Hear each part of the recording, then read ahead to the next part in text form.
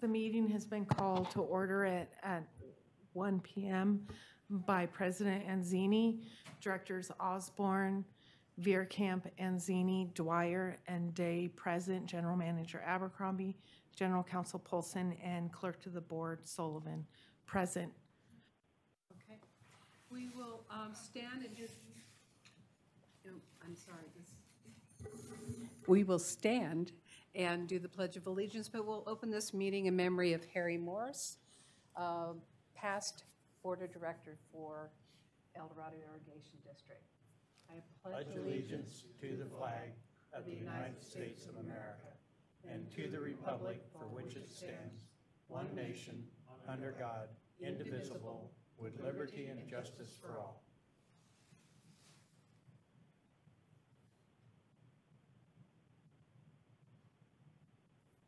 Thank you.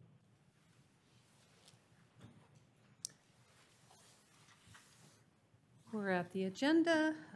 We want to adopt the agenda. So move. Second.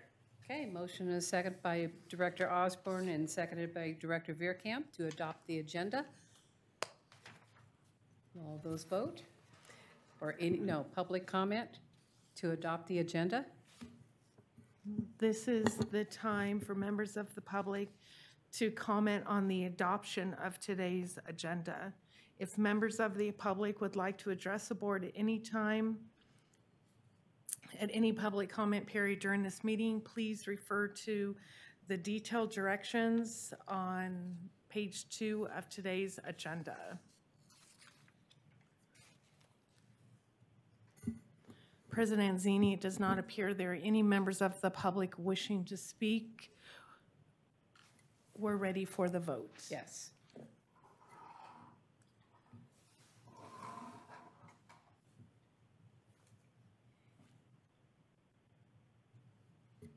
Division 1, 2, 3, 4, and 5, voting aye. Motion carries unanimously. All right. This is an item on the agenda for public comment on anything that is not on the agenda. This is your opportunity to speak. Again, if members of the public would like to address the board, please refer to the detailed instructions on page 2 of today's agenda. President Anzini, it does not appear there are any members of the public wishing to speak. Okay, thank you. We'll move on to action items. We have one item on the agenda. I believe this is where our financial expert speaks, if he's ready.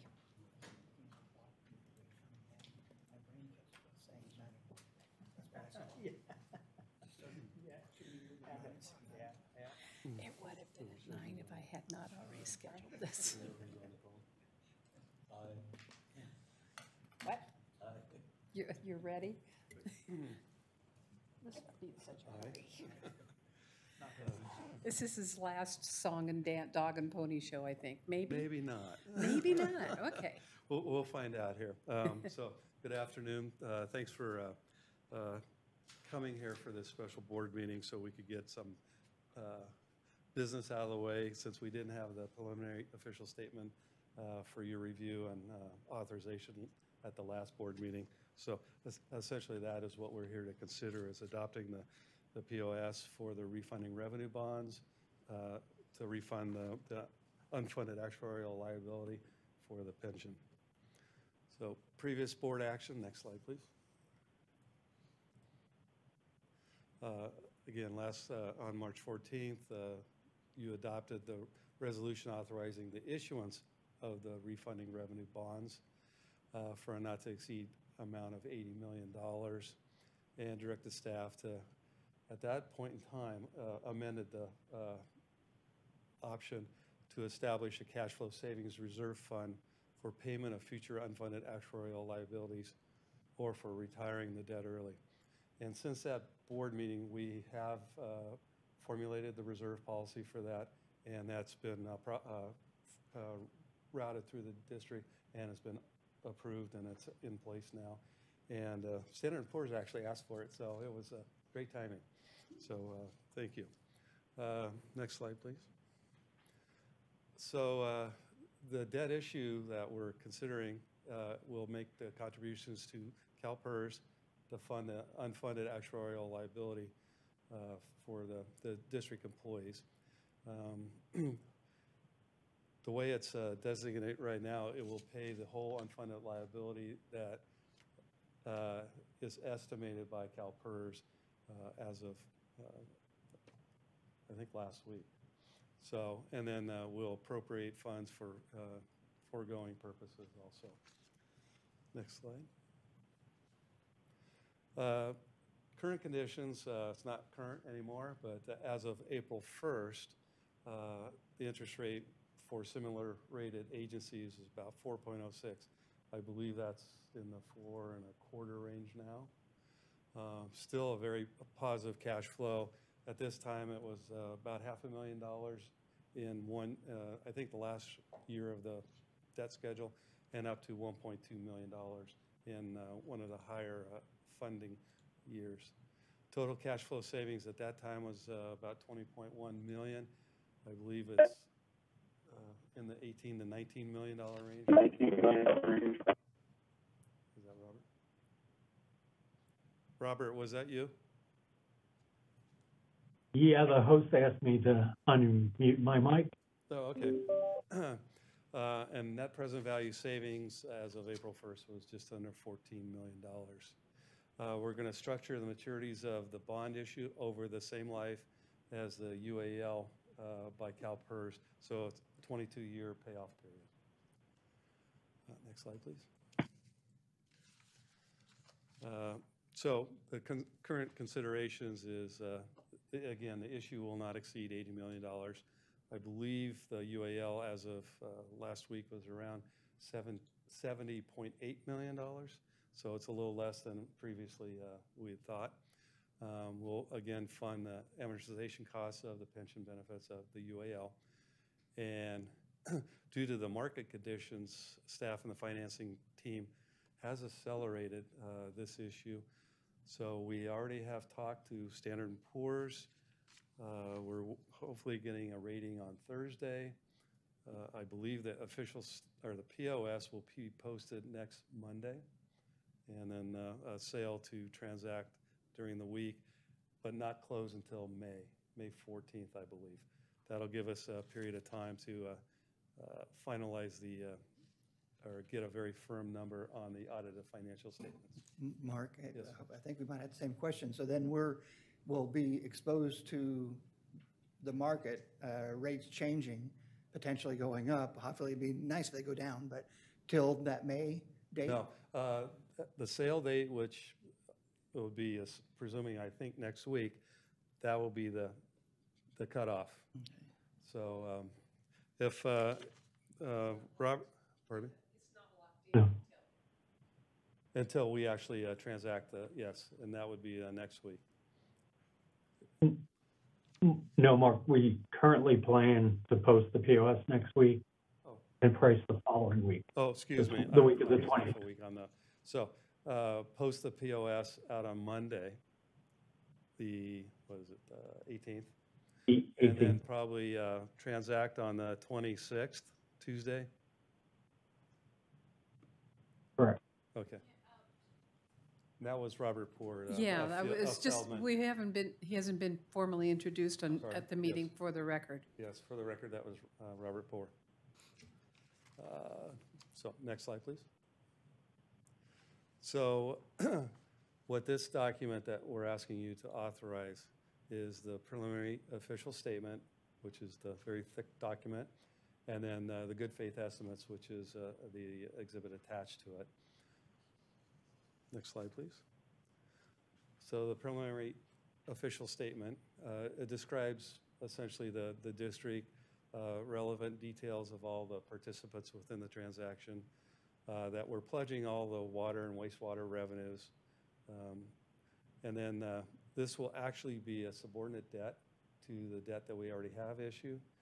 So it'll, the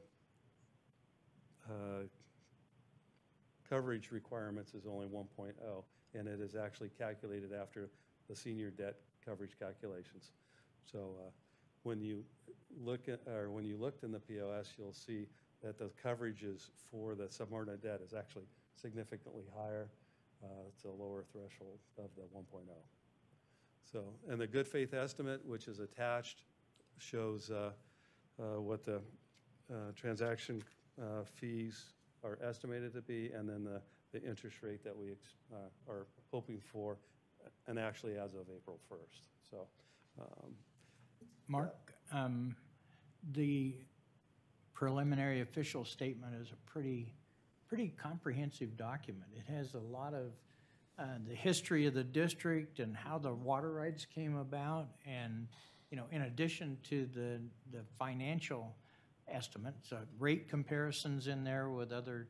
It's almost an EID 101 in a concise document. So that's, I guess we did that last time when we issued the refunding bonds. I just didn't notice how comprehensive it was. yes, it has, and built into that official statement, or preliminary official statement, is our last financial statement, the ACFR, the comprehensive financial report.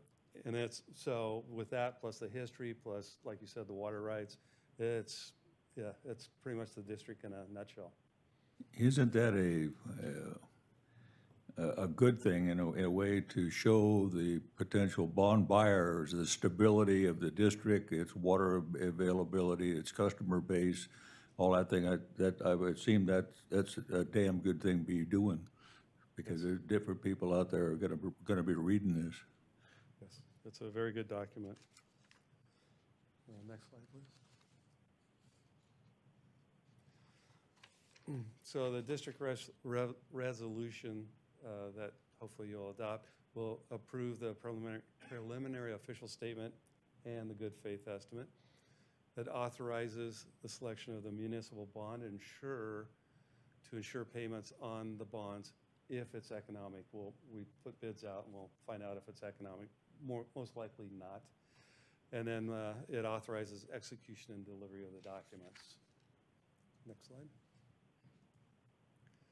So the remaining tasks will be to approve and then print the POS, obtain the bids from the bond insurers, price the bonds, and sign the purchase contract, print the official statement, and then pre-close or close the bonds and deliver the funds. Now, what's come up, and I might have Robert and or Laura Carpenter talk to it, is most likely we'll end up, after PERS allocates the earnings for this last year, overfunded. So there's a consideration to take 10% of these proceeds and either place them with CalPERS 115 trust, which is they'll be sitting there invested, and then those proceeds could be used to pay any future UAL, or we could have the funds delivered to the district, put into a restricted fund, legally restricted fund, to do the same thing. But usually our investments are very low return, and wouldn't they potentially be maybe more risk, but also potentially higher return if they sit at CalPERS? And that would be my recommendation, yes. Right. What we're looking at, and so therefore potentially a future meeting, is trying to get a clarification as to if we just put all the proceeds in with the pension, CalPERS will be super funded. But supposedly those are stranded assets. So if the stranded assets get allocable interest or investment earnings, I don't see an issue with that. We just don't know if they do or don't, so doing that research right now. So that's why if we need to come back and put it into the 115 trust, we'll have to come back for board direction for that, and that's why we might have another special meeting before all this is finished transacting. So that's kind of the heads up. And hopefully we would know to be able to, maybe not a special board meeting, bring it back on the 25th for that one clarification. I think Laura has an update on that. Okay. Oh, okay. Good afternoon. Thank you, Jim. Good afternoon, members of the board. I did want to give an update. This is Laura Carpenter from Fieldman. We did hear back from the CalPERS agent to clarify Mark's inquiry that while the if in the indication of sending in funds to CalPERS to prepay the UAL, and that outstanding amount of the UAL ends up being an overfunded, that is at 100% or over an 100% funded ratio of the outstanding UAL balance, those remaining or excess balances, they can and will continue to earn the interest in the asset account that they are located in that was distributed by the district. The only downside to any situation when an employer is overfunded on UAL is that excess balance. For example, if it's 3% excess balance, those amounts cannot be utilized for UAL because there is no outstanding UAL to offset it. You would have to then see more than a 3% loss in any investments for CalPERS to then be able to use those funds of dollars that were contributed to then pay off any UAL that occurs in the future. So if a UAL, this is Mark, if a UAL is created the following year, say that CalPERS only earns 4% versus 7%, does that create the vehicle to allocate those funds? If the reduction in that discount rate in your example was more than the excess that you had initially contributed, then there would be ability to use that excess funds. The problem being, we just don't know when there would be a loss in discount rates. Anytime there is a gain, you would continue to gain those investments, but not be able to utilize it because your UAL is already funded. Hence the initial attempt trying to avoid over 100% funding if we can, with the strategy that Mark proposed of the trust fund. Is the money stranded then? I mean, can we say there isn't a UAL? You know, it'd be nice if there wasn't. There probably will be, but if there, but let's say there isn't, can we recover? I think that's the great question. It is stranded. You cannot recover it. You could not recover. So so CalPERS would have to hit their target of the discount rate, which is 6. I think they're adjusting to 6.8. They would have to hit that every year. You know, my conclusion is they haven't done that a lot lately, but to be on the safe side, put it in the 115 trust. That's and then we can direct it actually towards, if I recall correctly, the normal cost also. So we'd have a little more leeway as to how we use those funds. So we don't have to decide that right now. You'll come back and give us options? Yes, I could do that on the 25th, yes. Okay. Mr. President? Yeah, this came One up. clarification. Director Osborne. Oh, go ahead. In light of the fact that the Federal Reserve has indicated they're going to continue to ratchet rates, even the short-term rates and even long-term rates, in spite of the fact we might end up in a recession, wouldn't it be better to at least conceptually think about putting in a 115 and just holding it and seeing if our short-term rates improve until it comes a time when we can readjust it and put it into the PERS account? And I agree. I believe that's the recommendations of Fieldman also, is to take take 10% and put it into the trust. Can we hold? And for that's just- right. Could we explain who's talking right now, please, for the record? Of course. This is Laura Carpenter from Fieldman. Just had one clarification item to address from Mark's statement regarding the use of the CalPERS fund. When you invest in the 115 trust, it can be utilized for multiple purposes regarding pension. However, if the district were to utilize bond proceeds, and the example provided is take 10% of bond proceeds and put it into the 115 trust, for purposes of the use of the proceeds, it would need to go towards any future UAL balance. Just wanted to make that one clarification statement. Thank you very much. I misread something. Thank you. Hold for 1 second. He lowered his hand. Okay. Mr. Chan, did Laura make your point for you? That's correct. This is Lawrence Chan from Shadley. So. Thank you. So, next slide. President Anzini, because I can see that you have a question about this. Lawrence Chan is with Stradling. He's our bond counsel along with Doug Brown. It's not just me, it's actually whoever is listening in on this conversation. We don't see up on the screen our, That's why I said Mr. Chan. Well, Right. I'm trying to make sure that we know who's speaking. I'm trying to make I'm trying to separate the voices and who are speaking on what behalf. And so it's confusing to me, it's confusing to others. So, you know, it's not that I'm so dim-witted about bonds and things, but the issue is the people who are commenting are not here, which is difficult. And we just want to have a full understanding of moving forward on this product. And I do appreciate that. And I don't have a view of who's raising hands and who's speaking, so. Correct. But I appreciate what you're saying. I would just encourage it, like when I've had to call in, is just identify yourself and then say what you have to say. And that way we'll all keep clear. Okay.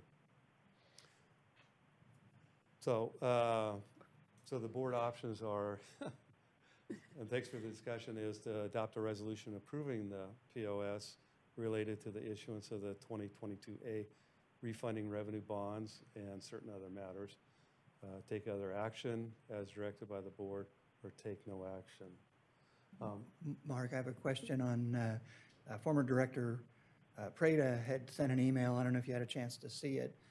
It was, he was suggesting a footnote be added regarding what he felt was a discrepancy on the recycled water revenue. So you maybe take a look at that email and see if we need to make any kind of adjustment. So. I don't think we received, I don't think, at least staff has not received an email from. It was around 10-ish. Yes, This we all morning? received it. Yeah. And I can forward it. It looks like 5 people received, and it was just the board members. So we okay. can forward it to you. Yes. Laura, are you going to do that? Send it to him? I'm going to send it to Okay. them right now. All right. Okay, for the record,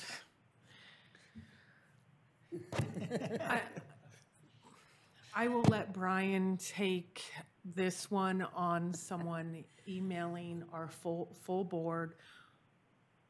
It was just The from member a of the public. person on the outside, And we didn't communicate about it. and it came at 9:30 this morning. The issue concerning the Brown Act is that materials that are distributed to the board within 24 hours of, actually within 72 hours, excuse me, of the meeting itself are records, public records that need to be available for public review during, if not before the meeting. In this particular case, the material that was distributed to the board wasn't distributed by the district. So it would not be subject to that requirement, but as a matter of public transparency, it would be appropriate for the board president to make sure that staff has that and can make that record available to the public. You all have it in your inbox right now. I got that when I was at the ophthalmologist. Sorry about it. No, I couldn't see it. So to put us back on track. Yes, thank you. I will move option 1 with the comment, this is a good thing. It stands to save the district and the ratepayers somewhere in the neighborhood of $1 million a year. It'll insulate us from future discrepancies in our retirement account, and hopefully will generate sufficient funds to accumulate sufficient funds to pay the bonds off early and then realize some larger savings for the ratepayers. So move option 1. I'll second that. And one of the questions I had, but everybody has sort of answered it, is I was wondering, you know, if we pay it off, or is it one and done and we're not subject to the vicissitudes of the market changing and getting a future UAL? The answer to that is no. We still are at risk for that, but we won't be paying the 7 or 6.8 or 6.6% interest on it. Hopefully we're paying 4 or something around that. Correct. Yeah. Yes. Saving money is good for our ratepayers. Okay, so we have a motion by Director Dwyer, seconded by Director Day, on this action item to move forward with the resolution. Any conversations from the public? Questions? Yes. Please identify yourself. Thank you.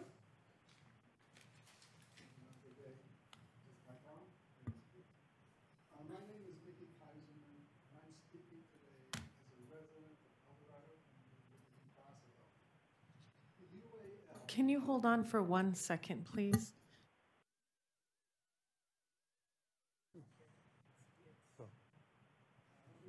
It doesn't look like it's on.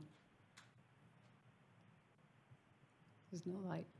There we There go. it is. Yep. Can you hear it? Oh, Yeah, there it is. much Much better. better. I'll start at the beginning again. Sure. Okay. My name is Mickey Kaiserman, and I'm speaking today as a resident of El Dorado County, living in Placerville. The UAL, the unfunded actuarial liability, is complicated and has a lot of moving parts. I've been educating myself on the UAL for the past few years and seen UAL increases exponentially year after year for many special districts and local government agencies. You now have a contract with your employees to provide them with a defined benefit plan. If you default, CalPERS, who administers the plan, has set specific guidelines to adjust down the benefits to close to the long-term U.S. government bond rate, in essence, giving the retirees a major reduction in their benefits. You have seen what happens when the discount rate is lowered. The UAL increases. Once you take on a POB, pension obligation bond, your agency has now created a balance sheet debt to pay down the UAL, which is based on CalPERS' discount rate of 7% and all future retiree benefits known at the time that CalPERS publishes the yearly UAL. These POBs are secured by assets and specific revenue streams. If you see a potential arbitrage difference with the lower cost POBs versus the 7% discount rate, that can disappear with the change of a CalPERS assumption. They could change the discount rate and blow it all away. So why does the UAL keep going up? For many reasons. Remember, there's two silos, the retiree pension benefits and the investment account. You have those two. The difference between them is the UAL. CalPERS has stated that their investment returns over the past 20 years has averaged 5.5%. That's an average. The fiscal returns range from a negative 23.6 to a positive 20.7. You really need to know the internal rate of return. My estimation is it's running around 3.5%. CalPERS amortizes investment gains and losses and plan assumptions, which raises your UA payment each year. You can see that on that chart they provide you. So what happens to the bond proceeds? You pay down the UAL and give CalPERS the funds to invest. When the stock market has been rising, you think the UAL should be shrinking. It is not. This year, CalPERS is indicating a reduction of the discount rate, which will raise the UAL. The true discount rate should be the internal rate of return, as that's what they're really earning. If someone asked me to administer a defined benefit plan, I would want the funds required discounted at the long-term U.S. government bond rate. We lost the vote. That's okay, because speak up a little louder. I would invest the funds according to those bonds, not the stock market.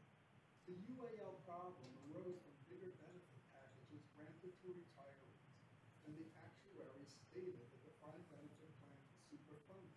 Then it topped it off with a COLA increase. If there are beneficiary payments to surviving spouses of retirees, CalPERS uses a 3-year differential and then adjusts it to the true age difference when the employee retires, which adds to the UAL. If you have over 100 employees, CalPERS combines your classic employees with your PEPR employees unfunded rate is better than it is. Wait till the Pepper employees start retiring, the UAL will increase.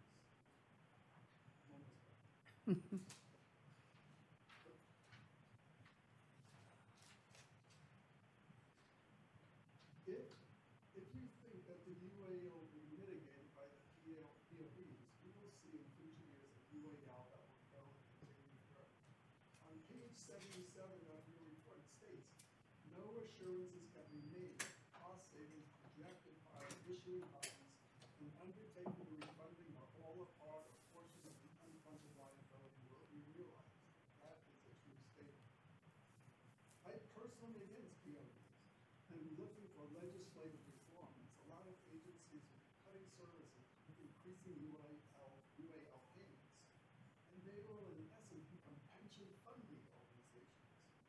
There are very few private companies who find benefit plans. Their retirement plans have been converted into self-directed IRAs or on with limited matching funds. I know you are way down the road in implementing POV. I personally don't see the benefits. Thank you for listening. Thank you very much for your comments. Hopefully that got picked up into the record. Okay, is there anyone else who wants to speak from the public? Okay. If members of the public would like to address the board at any public comment period during this meeting, please refer to the detailed instructions on page 2 of today's agenda. If you are participating remotely, you can press your raise the hand button down at the bottom of your screen, or you can, on your phone, press *9, and that will raise your hand and notify us here on this side, and we can unmute you. So *9 to raise your hand, or down at the bottom of your screen. While we wait, I just want to thank Mr. Kaiserman for your comments. I've had many of the similar thoughts, and it's a risky business, and I think we hope we're doing the right thing, but only time will ultimately tell. Sir, if you could come back to the podium. Yeah, there are so many moving parts. All they have, if you've seen the CalPERS annual statement, where they tell you what it's exponentially increasing every time you have to make a UAL payment, and your liability keeps increasing. You're going, why is that happening? And it's all about it's the discount rate on one side, and then the investment on the other side. And you're taking right now a contractual obligation that you have to your employees and turning it into a debt. To me, it makes no sense in that sense, because all of a sudden now you're constricting your asset base. My background is finance and accounting, and it's really important to understand what you've done now. You've just you've taken contractual liability and put it on your balance sheet. No, the UAL is only on there as a GASP thing. It's not secured indebtedness. I mean, it's secured by a revenue stream and specific assets. The other way, if you default when you're dealing with CalPERS, everybody gets a haircut and goes down to the risk-free rate. You've seen those numbers. You know, your UAL then just skyrockets to some outlandish number. But they don't achieve the returns. That's the bottom line. Why do they use that 7% discount rate? Because that's what they're trying to achieve on the investment side. They don't match. It's just, and they smooth it out for everybody by then amortizing all these changes in assumptions and increases or losses in their investment account over time.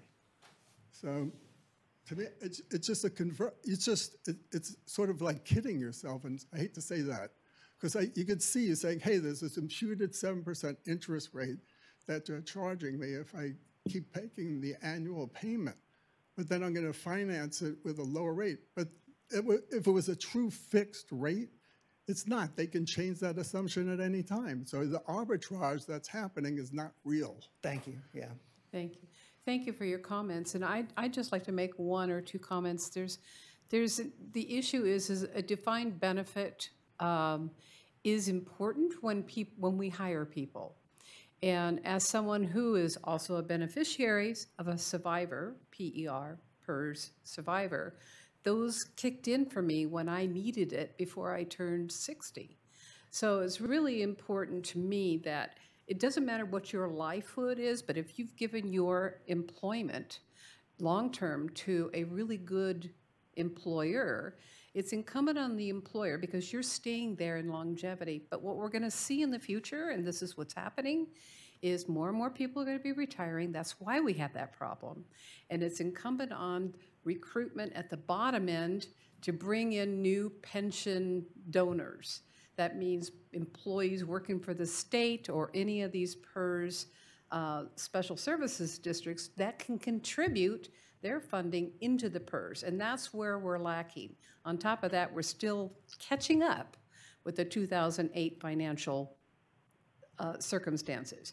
And, you know, I understand what you're trying to say, and in the end, as one of the many here who are an employer, I'm employee-based. And I think it's really important that we retain our employees by not requiring them to contribute more or whatever. And of course, that contract is individual with PERS. So every different agency has a different contract with PERS, and you know that. So I appreciate your comments, though.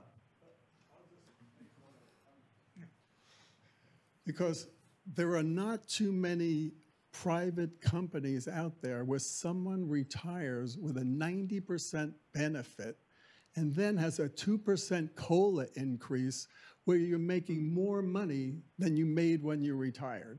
Okay, I understand there's inflation, but show me any private companies out there that have that anymore. I mean, this all started with CalPERS saying they're super funded. Otherwise, all this wouldn't have skyrocketed into what it is. And you can go on the CalPERS site, and you could look at individual financial statements from many companies or many public agencies and see what percentage this retirement benefit's costing them. It keeps escalating. It eats up the money that's available for them to provide services. And eventually you become just a pension obligation paying company. You can never add enough employees to do it. And it's a fallacy if you think that's what's going to happen, really. You can never add enough employees to catch it up. Thank you. Thank you very much. Okay. Are we ready for a vote? Or are there anybody else who's raised their hand? That's it? It does not appear there are any additional members of the public wishing to speak on action item number 1, option 1, moved by Director Day and seconded by Director Dwyer. Excuse me, moved by Director Dwyer and seconded by Director Day. Second mistake in 20 years. I believe that we're ready for the vote.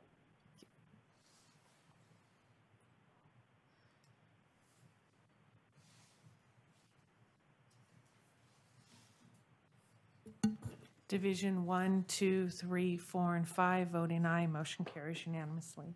Thank you. A review of assignments.